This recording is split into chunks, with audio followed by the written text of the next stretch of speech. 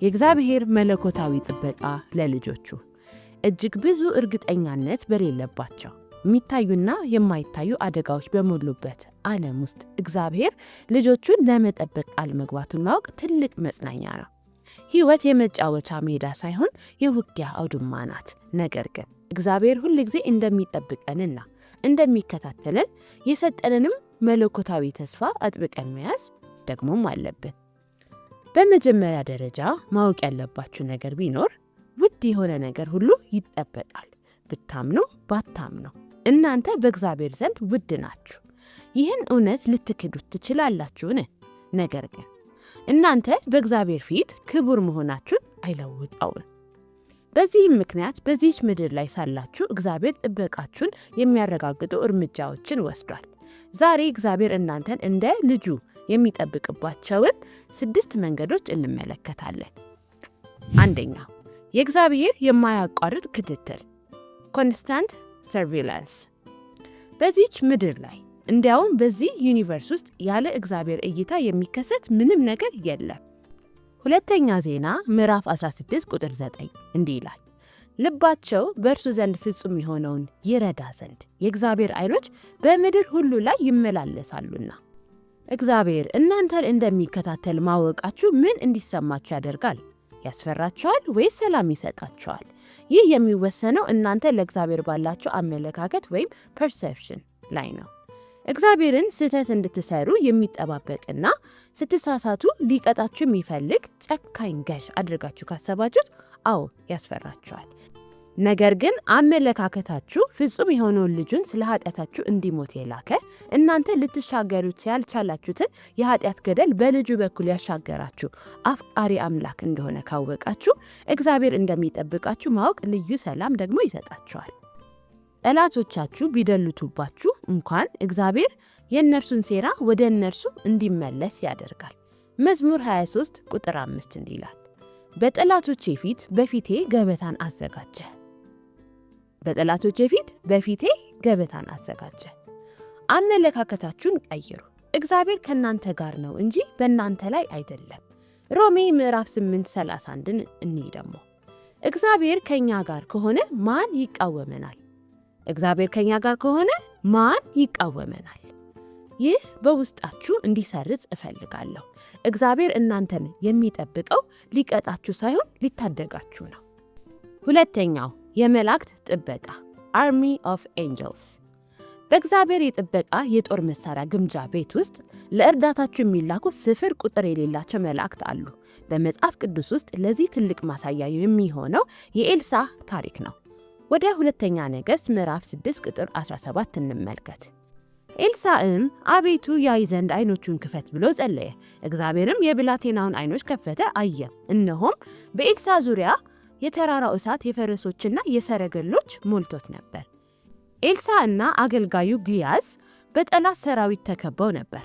ግያዝ በፍርሃት ተውጦ ነበር። ነገር ግን ኤልሳ ከጸለየ በኋላ ሰማያዊ ሰራዊት ከበው እንደሚጠብቋቸው አየ። ያው ጥበቃ ዛሬ ለእናንተም ነው። መላእክት በጌታ ትእዛዝ እናንተ ሊረዱ ዝግጁ ናቸው።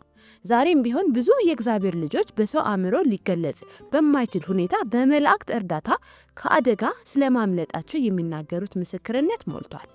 መዝሙር 91:11 እንመልከት። በመንገድ ሁሉ ይጠብቁ ዘንድ መላእክቱን ስላንተ ያዛቸዋልና።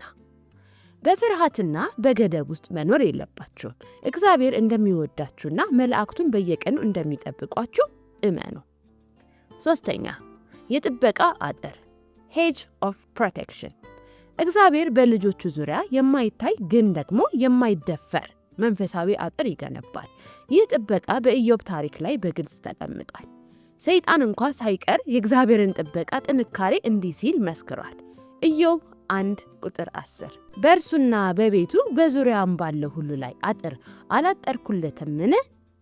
ይህ አጥር ጠላት ወደ ሕይወታችሁ ገብቶ እናንተን ለማጥፋት ያለውን አቅም ይገድበዋል።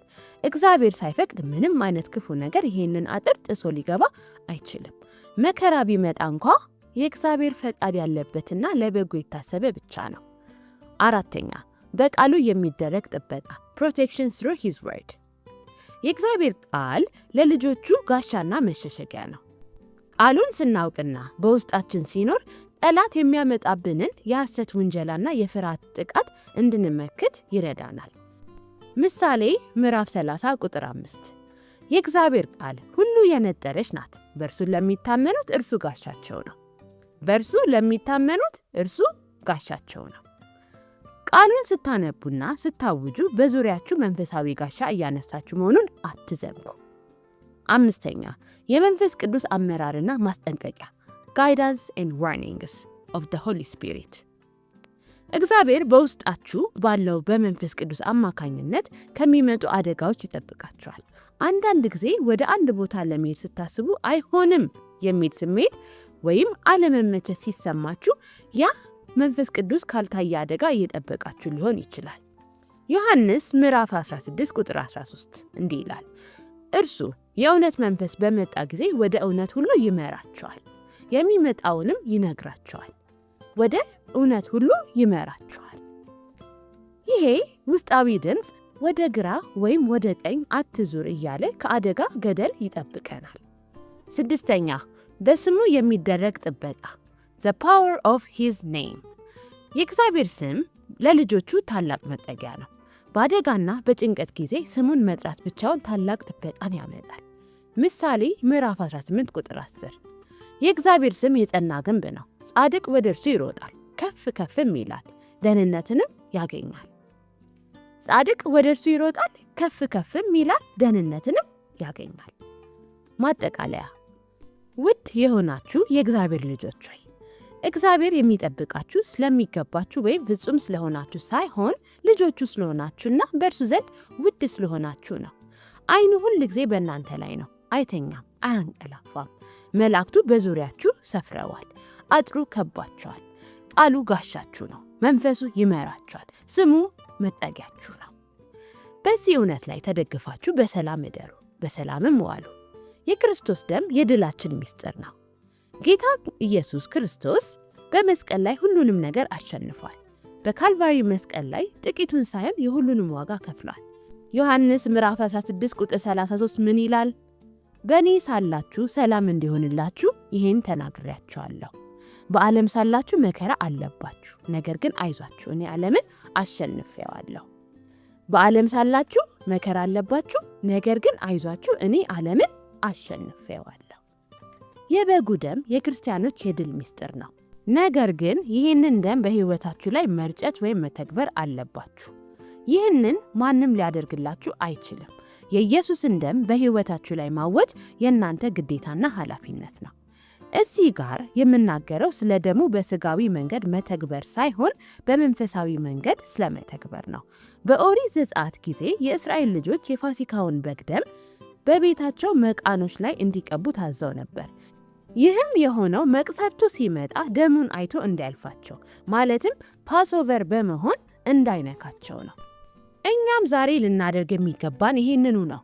ሊጎዱን የሚመጡ ማናቸውም ነገሮች በኢየሱስ ደም የታተመ የጌታ ልጅ መሆናችንን አይተው እንዲያልፉን የኢየሱስን ደም በሕይወታችን ላይ መተግበር አለብን። ደሙ ጥበቃ ይሆነናል። በደሙ ውስጥ ታላቅ ኃይል አለ። አስቡት እስቲ የእስራኤል ልጆች ደሙን በመቃናቸው ላይ ሳይቀቡት በዕቃ ውስጥ አስቀምጦት ቢሆን ኖሮ ምን ይፈጠር ነበር? ይጠፉ ነበር? አዎ ይጠፉ ነበር።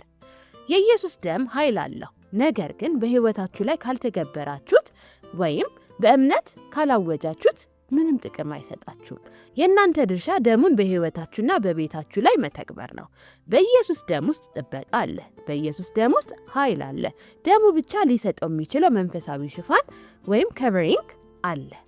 እስካሁን እግዚአብሔር እኛን የሚጠብቅባቸውን 6 መንገዶች ብቻ የተመለከትነው፣ ነገር ግን እግዚአብሔር እኛን ሊጠብቅ የሚችልባቸው ስፍር ቁጥር የሌላቸው መንገዶች አሉት። በእናንተና በቤተሰባችሁ ላይ ባለው በጌታ ጥበቃ እመኑ።